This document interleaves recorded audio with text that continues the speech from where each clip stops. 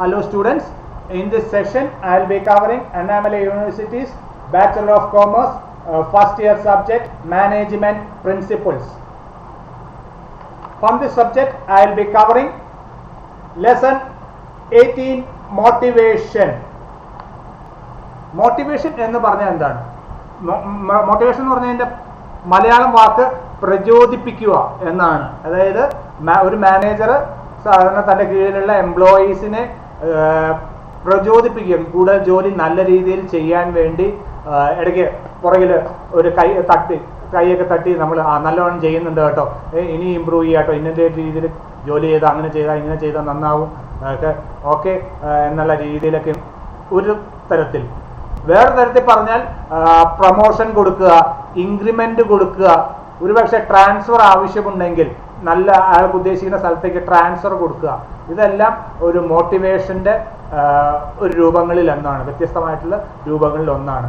Basic ആയിട്ടുള്ളത് ഒന്ന് അയാളെ അഭിനന്ദിക്കുക, അതാണ് പ്രചോദനം നൽകുക, കൂടുതൽ നല്ല രീതിയിൽ പെർഫോം ചെയ്യാൻ. അതാണ് മോട്ടിവേഷൻ കൊണ്ട് ഉദ്ദേശിക്കുന്നത്. The term motivation has its origin in the Latin word mover, which means to move. Move എന്ന് പറഞ്ഞാൽ ആളുകളെ മാറ്റുക എന്നുള്ളതല്ല, നല്ല രീതിയിൽ അയാളെ ഒരു സന്തോഷപരമായിട്ട് ഒരു ഓർഗനൈസേഷനിൽ ജോലി ചെയ്യാൻ, ദിവസവും ഉത്സാഹത്തോടുകൂടി ജോലി ചെയ്യാനുള്ള ഒരു എൻവയോൺമെന്റ് ഉണ്ടാക്കി കൊടുക്കുക, അതിന് വേണ്ടിയിട്ടുള്ള കാര്യങ്ങൾ ചെയ്യുക. അതായത് ശരിക്കും ഒരു മാനേജർ അല്ലെങ്കിൽ ലീഡർ തൻ്റെ കീഴിലുള്ള സബോർഡിനേറ്റ്സിനോട് നല്ല രീതിയിൽ പെരുമാറുക. ഓക്കെ, അതാണ് ഉദ്ദേശിക്കുന്നത്. ഓക്കെ, ഇനി മീനിങ് ആൻഡ് ഡെഫിനിഷൻ നമ്മൾ കണ്ടു കഴിഞ്ഞു. ക്വസ്റ്റ്യൻ ഉണ്ടാവാം, ഡിഫൈൻ മോട്ടിവേഷൻ അല്ലെങ്കിൽ what is the meaning of the word motivation അല്ലെങ്കിൽ എക്സ്പ്ലെയിൻ മോട്ടിവേഷൻ എന്നുള്ള ക്വസ്റ്റ്യൻ ഈ ഭാഗത്തുനിന്ന് ഉണ്ടാവാം. ഇനി പലതരത്തിലുള്ള തിയറീസ് ഉണ്ട്, പലരും പറഞ്ഞു വെച്ചിരിക്കുന്ന മോട്ടിവേഷൻ എന്താണ്, അങ്ങനെയാണ് ഇങ്ങനെയാണെന്നൊക്കെ പറഞ്ഞ് വെച്ചിട്ടുണ്ട്. അതിൽ പ്രധാനപ്പെട്ട ഇതുള്ളത് Abraham Maslow, okay, need hierarchy theory, വളരെ ഫേമസ് ആയിട്ട് ഉള്ള മാനേജ്മെന്റ് തിയറികളിൽ ഒന്നാണ് ഇത് ക്വസ്റ്റ്യൻ ഉണ്ടാവാം. എക്സ്പ്ലെയിൻ എബ്രഹാം മാസ്ലോസ് അല്ലെങ്കിൽ മാസ്ലോസ് നീഡ് ഹൈറാർക്കി തിയറി അല്ലെങ്കിൽ ഹൈറാർക്കി തിയറി ഓഫ് മോട്ടിവേഷൻ എന്ന് ക്വസ്റ്റ്യൻ ഉണ്ടാവാം. ഓക്കെ, ഇവിടെ എന്താണെന്ന് വെച്ചാൽ എബ്രഹാം മാസ്ലോ പറയുന്നത് 5 തരത്തിൽ ഒരാൾക്ക് വേണ്ടത്, ഒരു ഇൻഡിവിജ്വലിന് വേണ്ടത് 5 തരത്തിലുള്ള കാര്യങ്ങൾ സാധിക്കുമ്പോഴാണ് അയാൾക്ക് മോട്ടിവേറ്റ് ചെയ്യുന്നത്. അതിന് 5 ലെവലായിട്ട് 5 നീഡ്സ് അല്ലെങ്കിൽ 5 ലെവലായിട്ട് ഇത് തിരിച്ചിട്ടുണ്ട്. ഏറ്റവും താഴത്തെ ലെവലിൽ ആണ് ഉള്ളത് ഫിസിയോളജിക്കൽ നീഡ്സ്. ഇവിടെ ഒരു പിരമിഡ് സ്ട്രക്ചർ കൊടുത്തിട്ടുണ്ട്. ഓക്കെ, ഇവിടെയുള്ള പിരമിഡ് സ്ട്രക്ചർ. ഓക്കെ, അതിൽ ഏറ്റവും താഴത്തെ ലെവലിൽ ബേസിക് ആയിട്ടുള്ള ഫിസിയോളജിക്കൽ നീഡ്സ് ആണ്. അതിൽ പറയുന്നത് എന്താണെന്ന് വെച്ച് കഴിഞ്ഞാൽ അയാൾക്ക് ഫുഡ് വേണം, വാട്ടർ വേണം, ഷെൽട്ടർ വേണം. റോട്ടി കപ്പട മക്കാൻ എന്ന് പറഞ്ഞതുപോലെ ഇതിൽ പറയുന്നത് ഭക്ഷണം എന്തായാലും വേണം, ഭക്ഷണം ഇല്ലാതെ ജീവിക്കാൻ പറ്റില്ല, വെള്ളം കുടിക്കാതെ ജീവിക്കാൻ പറ്റില്ല, പിന്നെ ഒരു കൂരയുടെ കീഴിൽ കിടക്കാതിരിക്കാൻ പറ്റില്ല. ഇത് കൂടാതെ നല്ലോണം ഉറങ്ങാൻ പറ്റണം, അസുഖം വന്നാൽ മെഡിസിൻ കിട്ടണം, എഡ്യൂക്കേഷൻ വേണം, ഓക്കെ, ചൂട് വേണം എന്ന് പറഞ്ഞാൽ തണുപ്പ് കാലത്ത് തണുപ്പടിച്ച് കിടക്കാതെ നല്ല രീതിയിൽ കിടക്കാൻ പറ്റുന്ന ഒരു സൗകര്യം ഒക്കെ വേണം. ഇതൊക്കെയാണ് ബേസിക് ആയിട്ടുള്ള ഫിസിയോളജിക്കൽ നീഡ്സ്. ഇത് കിട്ടിക്കഴിഞ്ഞാൽ ആ ലെവൽ അയാൾക്ക് അച്ചീവ് ചെയ്തു എന്ന് വേണമെങ്കിൽ പറയാം. എന്നിട്ട് നെക്സ്റ്റ് ലെവലാണ് പിന്നെ അയാൾ ആഗ്രഹിക്കുന്നത്. നെക്സ്റ്റ് ലെവലിൽ ഉണ്ടാകുന്നത് സെക്യൂരിറ്റി ഓർ സേഫ്റ്റി നീഡ്സ്. അയാൾക്ക് വേണ്ടത് ഫ്രീ ഓഫ് ഫിസിക്കൽ ഡേഞ്ചർ, സ്വന്തം ഒരു അപകടം പറ്റാത്ത ഒരു അവസ്ഥ ഉണ്ടാവണം, നല്ല സ്ഥലത്ത് കിടക്കുക, ആരും ഉപദ്രവിക്കാതെ കിടക്കുക. പിന്നെ ജോലി ഒരു ജോലി വേണം, ആ ജോലി നഷ്ടപ്പെടാൻ പാടില്ല, നഷ്ടപ്പെടുമോ എന്നുള്ള ഒരു വേവലാതി ഉണ്ടാവാൻ പാടില്ല. കുറച്ച് സ്ഥലം വേണം, പ്രോപ്പർട്ടി വേണം, ഫുഡ് അല്ലെങ്കിൽ ഷെൽട്ടർ ഉണ്ടാവണം, നല്ലൊരു വീട്, തിരക്കില്ലാത്ത വീട്. ഇത്രയും ആയിക്കഴിഞ്ഞാൽ ആ സെക്കൻഡ് ലെവൽ അച്ചീവ് ചെയ്തു എന്ന് പറയാം. ഓക്കെ, ഇനി മൂന്നാമത്തെ ഹയർ ലെവലാണ്. ഏറ്റവും താഴത്തെ ലെവലാണ് ഫിസിയോളജിക്കൽ നീഡ്സ്, അതിൻ്റെ മുകളിലത്തെ ലെവലാണ് സേഫ്റ്റി ഓർ സെക്യൂരിറ്റി നീഡ്സ്, പിന്നെ തേർഡ് ലെവലാണ് സോഷ്യൽ നീഡ്സ്. സാമൂഹ്യപരമായിട്ട് ഇയാൾക്ക് ഉള്ള ഒരു നിലനിൽപ്പ് ഉണ്ടാവണം. എന്താണ് അതിൽ? Since people are social beings, they need to belong and be accepted by others. സമൂഹത്തിലെ ബാക്കിയുള്ള ആളുകൾ അവരെ അക്സെപ്റ്റ് ചെയ്യണം എന്നൊരു തോന്നൽ അയാൾക്ക് ഉണ്ടായിരിക്കണം. അത് ഉണ്ടായിക്കഴിഞ്ഞാൽ അയാൾക്ക് തേർഡ് ഹയർ ലെവൽ അച്ചീവ് ചെയ്യുന്നു. ഇനി ഫോർത്ത് ഹയർ ലെവൽ എന്താണ്? Esteem needs. അയാളുടെ ഈഗോ, സ്വന്തം ഈഗോ താൻ എന്തൊക്കെയോ ആണ് എന്നൊരു ഇത് ചെയ്യാനുള്ള ഒരു ഇതാണ്. അതായത് once people begin to satisfy their need to belong in the society, they tend to want to be held in esteem both by themselves and by others. ബാക്കിയുള്ള ആളുകൾ, സ്വയവും ബാക്കിയുള്ള ആളുകൾ, സൊസൈറ്റിയിലെ ആളുകൾ തന്നെ പൂർണ്ണമായിട്ടും അംഗീകരിക്കണം എന്നുള്ള ഒരു മനോഭാവം അയാൾക്ക് ഉടലെടുക്കും. അതാണ് ഫോർത്ത് ലെവലിൽ. ഇനി ഫിഫ്ത്ത് ലെവലില് സെൽഫ് ആക്ച്വലൈസേഷൻ നീഡ്സ്. എന്താ പറയുക? Maslow regards is as the highest need, ഏറ്റവും ടോപ്പ് ലെവൽ നീഡാണ് in this hierarchy. It is the drive to become what one is capable of becoming. It includes growth, achieving one's potential and self-fulfillment. മൊത്തത്തിൽ ആ ഒരു മനുഷ്യൻ ആ ജീവിതത്തിൽ എന്തൊക്കെ achieve ചെയ്യാമോ അതെല്ലാം അയാൾക്ക് അച്ചീവ് ചെയ്യണം ഈ സൊസൈറ്റിയിൽ. അങ്ങനെയാണ് അത് പറയുന്നത്, ആ എന്താ പറയുക, പിരമിഡ് സ്ട്രക്ചർ പറയുന്നത്.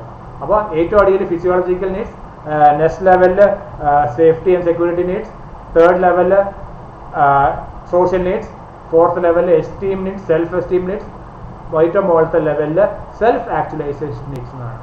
സാധാരണ ഈ ക്വസ്റ്റ്യൻ എക്സേ ആയിട്ട് ഉണ്ടാവാറുണ്ട് പരീക്ഷയ്ക്ക്. ഓക്കെ, ഇനി നെക്സ്റ്റ് തിയറി എന്ന് പറയുന്നത് theory X and theory Y. Theory X അത് ഡഗ്ലസ് മെക്ഗ്രിഗർ എന്ന് പറഞ്ഞ ആളുടെ തിയറിയാണ്. ഓക്കെ, ഇതിൽ തിയറി എക്സിൽ പറയുന്നത് എല്ലാം നെഗറ്റീവ് ആയിട്ടുള്ള കാര്യങ്ങളാണ്. ഓക്കെ, അതിൽ പറയുന്നത് അസ്യൂം ചെയ്യണം employees inherently do not like work ഇഷ്ടപ്പെടാത്ത ആളുകളാണ് എംപ്ലോയീസ്. എപ്പോഴൊക്കെ അത് ചെയ്യണം എന്ന് പറയുമ്പോൾ അതൊക്കെ സ്കിപ്പ് ചെയ്യാനുള്ള, ഓക്കെ, അത് ഒഴിവാക്കാനുള്ള വേണ്ട കാരണങ്ങളൊക്കെ എംപ്ലോയീസ് നോക്കും എന്നാണ് തിയറി എക്സ് പറയുന്നത്. പിന്നെ എംപ്ലോയീസ് വർക്ക് ഡിസ്ലൈക്ക് ചെയ്യുന്നതുകൊണ്ട് അവരെ ഫോഴ്സ് ചെയ്തിട്ട് വേണം വർക്ക് ചെയ്യിക്കാൻ, അല്ലെങ്കിൽ വർക്ക് ചെയ്യാൻ തയ്യാറാവില്ല എന്നാണ് അടുത്ത പോയിന്റ് ആയിട്ട് പറയുന്നത്. ഇനി കൂടാതെ എംപ്ലോയീസ് അവോയ്ഡ് റെസ്പോൺസിബിലിറ്റി ഏറ്റെടുക്കൂല. സ്വന്തം ജോലി ചെയ്യുന്നതിൽ അത് ചെയ്യുന്ന രീതിയിൽ ചെയ്യാനുള്ളതിൻ്റെ റെസ്പോൺസിബിലിറ്റി ഏറ്റെടുക്കൂല എന്നാണ് അടുത്ത തിയറി എക്സിൽ പറയുന്നത്. ഇനി most workers place A greater importance on security over all other factors. Security, സ്വന്തം ജോലി അല്ലെങ്കിൽ സ്വന്തം സെക്യൂരിറ്റി, സേഫ്റ്റി ആണ് ഏറ്റവും വലുതായിട്ട് എല്ലാത്തിനും ഉപരിയായിട്ട് നോക്കുന്നത്. അപ്പോൾ അതിനു വേണ്ടി എല്ലാ കാര്യങ്ങളും അവർ ചെയ്യും. അതുകൊണ്ട് ജോലിയിൽ വേണ്ട രീതിയിലുള്ള ശ്രദ്ധ, അതെല്ലാം നെഗറ്റീവാണ്, ശ്രദ്ധ കൊടുക്കില്ല എന്നാണ് പറയുന്നത്. ഇനി വൈ, തിയറി വൈയിൽ എന്താണ് പറയുന്നത്? എല്ലാം പോസിറ്റീവ് ആയിട്ടുള്ള കാര്യങ്ങളാണ് പറയുന്നത്. Physical and mental effort at work is as natural as rest or play.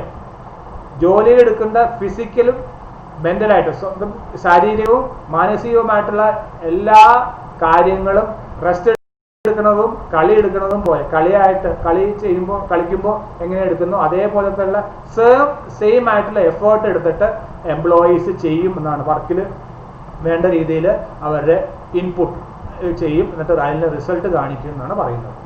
ഇനി people do exercise self-control and self-direction and if they are committed to these goals. ഓർഗനൈസേഷൻ്റെ ഗോള്, അതായത് work ചെയ്യാനുള്ള അവരുടെ ഏൽപ്പിച്ചു കൊടുത്തേക്കുന്ന വർക്ക് കംപ്ലീറ്റ് ചെയ്യാനുള്ള goal വേണ്ടിയിട്ട് അവർ സെൽഫ് കൺട്രോളും ഒരു കോർഡിനേഷനും ഡയറക്ഷനും വേണ്ട രീതിയിലെല്ലാം അവർ ആ ജോലിയിൽ വേണ്ട രീതിയിൽ ശ്രദ്ധിച്ച് ആ ജോലികൾ ചെയ്യും എന്നാണ് പറയുന്നത്. ഓക്കെ, അതും ഒരു പോസിറ്റീവായിട്ടുള്ള കാര്യമാണ്. Average human beings are willing to take responsibility. Average ആയിട്ടുള്ള ആളുകൾ, വർക്കേഴ്സ്, അവർ റെസ്പോൺസിബിലിറ്റി സ്വയം ഏറ്റെടുക്കാൻ തയ്യാറാവും. സ്വന്തം ജോലികൾ ആ വേണ്ട രീതിയിൽ ചെയ്യാൻ വേണ്ട എല്ലാ റെസ്പോൺസിബിലിറ്റിയും ഏറ്റെടുത്ത് ആ കൈകാര്യങ്ങൾ നല്ല രീതിയിൽ ആ ഗോൾസ് അച്ചീവ് ചെയ്യാൻ, ഓർഗനൈസേഷൻ്റെ ഗോൾസ് അച്ചീവ് ചെയ്യാൻ വേണ്ടി ഉത്സാഹിക്കും എന്നാണ് പറയുന്നത്. ഇനി last point, that the way the things are organised, average human beings brain power is only partly used. എന്നിരുന്നാലും ഈ ജോലി ചെയ്യേണ്ട ആവശ്യത്തിന് വേണ്ടി ആയിട്ട് അവർക്ക് പകുതി ബുദ്ധിയെ അവർക്ക് ഉപയോഗിക്കേണ്ടി വരുള്ളൂ. ബാക്കി പകുതി ബുദ്ധി ഉപയോഗിക്കാതെ അവിടെ കിടക്കും എന്നാണ് പറയുന്നത്. കാരണം ഇനിയും വർക്കുകൾ ഏറ്റെടുക്കാനും ഉള്ള കഴിവും എല്ലാം, ബുദ്ധിയും എല്ലാ മെച്യൂരിറ്റി എല്ലാം അവരുടെ കയ്യിൽ ഓൾറെഡി ഇനിയും ബാക്കി കിടപ്പുണ്ടാവും എന്നാണ് പറയുന്നത്. ഈ തിയറി എക്സ് ആൻഡ് തിയറി വൈയിൽ ഇതും ഒരു ഇമ്പോർട്ടൻ്റ് ആയിട്ടുള്ള ഒരു ഏരിയയാണ്. ഓക്കെ, ഒഴിവാക്കാൻ പറ്റില്ല.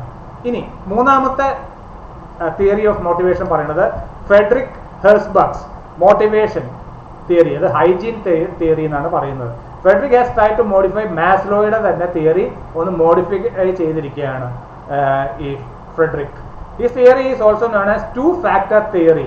അപ്പോൾ ക്വസ്റ്റ്യൻ ഉണ്ടാവും ഹൈജീൻ തിയറി അല്ലെങ്കിൽ ടു ഫാക്ടർ തിയറി എന്താണെന്ന് ചോദിക്കാം. ഓക്കെ, എന്താണ്? ഈ stated that there are certain satisfiers and dissatisfiers. Satisfiers ഉണ്ട്, അതാ ഒരു ഫാക്ടർ. ഡിസാറ്റിസ്ഫയേഴ്സ് രണ്ടാമത്തെ ഫാക്ടറാണ്. ഫോർ എംപ്ലോയീസ് അറ്റ് വർക്ക്, എംപ്ലോയീസിന് അവരുടെ ജോലിയിൽ സാറ്റിസ്ഫൈയിങ്ങിന് പാർട്ടുണ്ട്, ഡിസാറ്റിസ്ഫൈയിങ് പാർട്ടും ഉണ്ട് എന്നാ പറയുന്നത്. ഇനി intrinsic factors are related to job satisfaction. സ്വന്തം ഉള്ളില് സ്വന്തം ഇതിനെപ്പറ്റി ഉള്ളത് ജോബ് സാറ്റിസ്ഫാക്ഷനുമായിട്ട് ബന്ധപ്പെട്ടാണ്.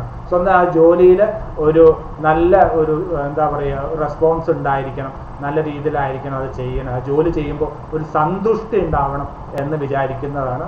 അത് ഉള്ളിലാണ്, മനുഷ്യൻ്റെ അതായത് എംപ്ലോയിയുടെ ഉള്ളിലാണ് ആ സാറ്റിസ്ഫാക്ഷൻ ഉണ്ടാവുന്നത്. ഇനി പുറത്ത് എന്താണ്? എക്സ്ട്രിൻസിക് ഫാക്ടേഴ്സ് എന്ന് പറയുന്നത് ആർ അസോസിയേറ്റഡ് വിത്ത് ഡിസാറ്റിസ്ഫാക്ഷൻ. പുറത്ത് ഉള്ളത് ഡിസാറ്റിസ്ഫാക്ഷൻ ആണ്. അകത്ത് ജോബ് സാറ്റിസ്ഫാക്ഷൻ വേണമെന്നും പുറത്ത് ഉള്ള കാര്യങ്ങൾ നോക്കുമ്പോൾ ഡിസാറ്റിസ്ഫാക്ഷൻ ആയിട്ടുള്ള കാര്യങ്ങളാണ് ഉണ്ടാവുന്നത്. ഇനി ഇങ്ങനെ ചോദിക്കുന്ന ചോദ്യം എന്താണ്? What do people want from their jobs? എന്താണ് ആളുകൾക്ക് ജോബിൽ നിന്ന് വേണ്ടത്, ഒരു ജോബ് ചെയ്യുന്നത് കൊണ്ട് ഉദ്ദേശിക്കുന്നത്? He asked people to describe in detail such situations when they felt exceptionally good or exceptionally bad.